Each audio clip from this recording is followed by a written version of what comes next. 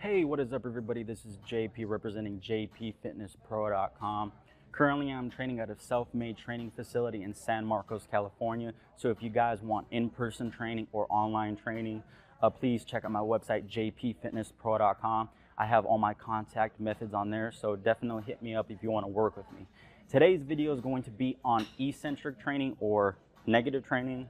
People use both terms, and how I see it kind of used improperly and what mistakes people make. So typically what you see people, or let me explain what it is first.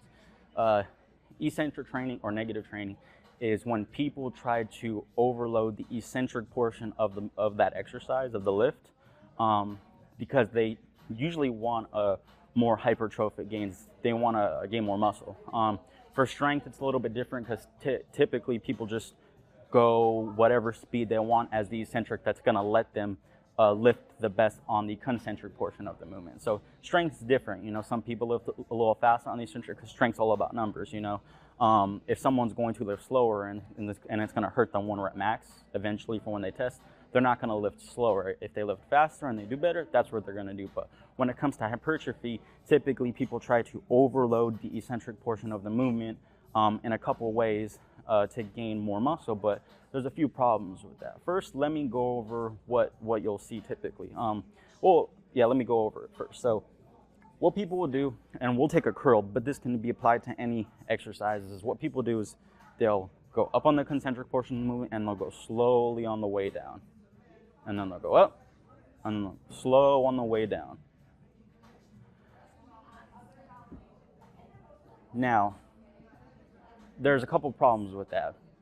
Is one, that yes, in the sense of overloading the eccentric and time under tension, you are getting higher time under tension. So that's one way you're overloading the eccentric. I'll go over the problem with that in a little bit. The second way that people want to overload the eccentric, which you're not doing by doing that, is by overloading it in regards to tension. You know, how much weight are you doing? Because going slower is not overloading it with tension. So going over the first way, higher time under tension. Okay, so some people say, yeah, okay, of course I'm not going heavier when I go slower, but I'm going slower because I want more time under tension. But why does it necessarily mean that higher time under tension is going to equate to more gains? Again, you got to think of what causes muscular growth, and that's the proper stimulus. The proper stimulus to cause muscular hypertrophy is moderately heavy or heavy loads relatively close to failure. You have to kind of close to failure. If you really far away from failure, again, you're not training heavy, or you're not going to make any gains, unless you went from absolutely doing nothing.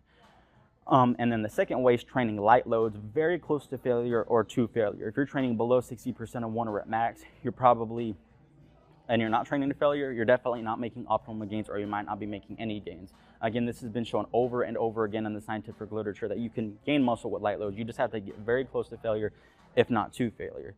So that's what causes muscular hypertrophy.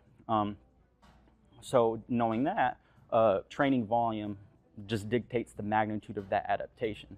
So if someone has those stimuli in their workout program, if they find a way to intelligently add more and more workout volume over time, they're going to get a greater magnitude of adaptation, which means, simply put, they're going to get more jacked.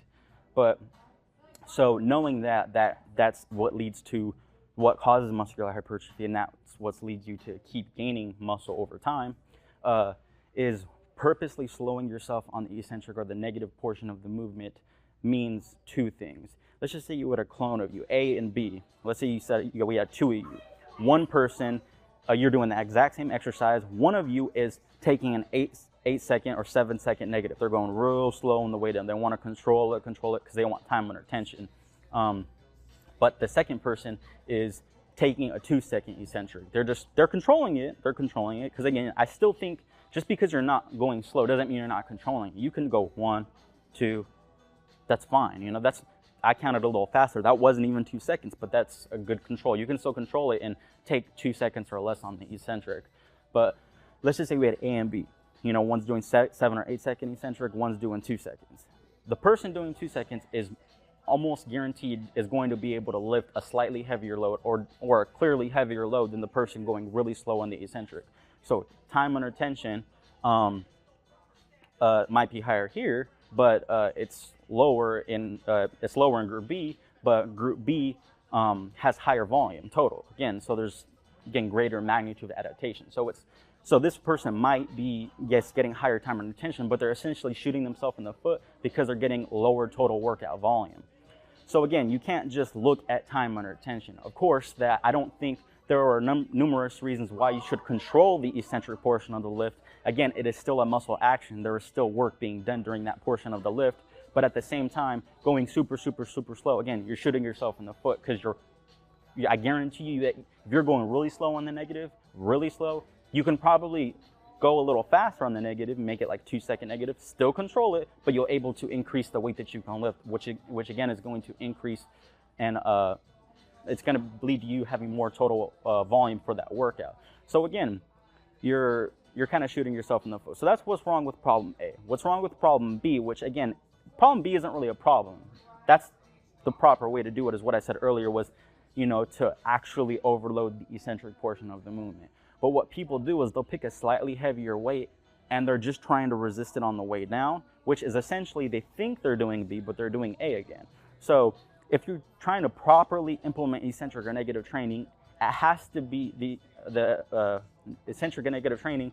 The eccentric portion of the movement is where you're strongest at, versus an isometric, which is the next strongest, which is concentric, and then the concentric portion, which is the least strongest. So if we take, so this is the weakest, going up, or the positive portion of the movement is the weakest.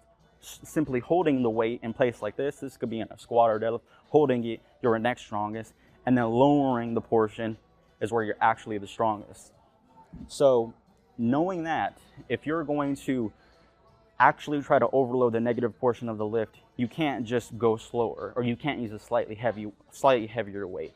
If you're actually able to lift it on the concentric's the weakest. So if you can lift it on where you're weakest, it's definitely not going to be a crazy challenge for you on the negative.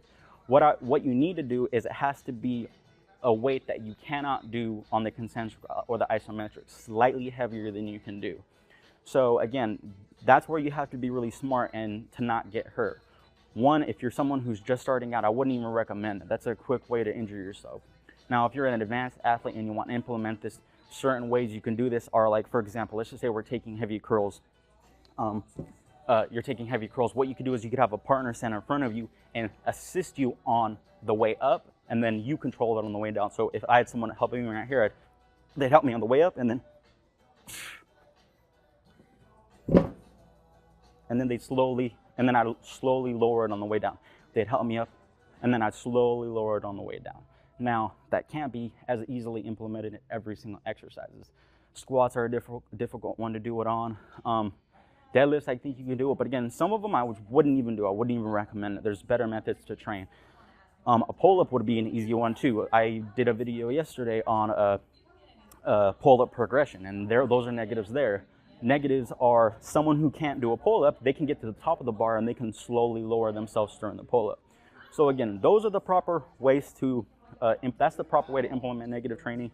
Again, maybe I'll do a video later on certain exercises. Maybe I'll break down the best exercises to do negative training.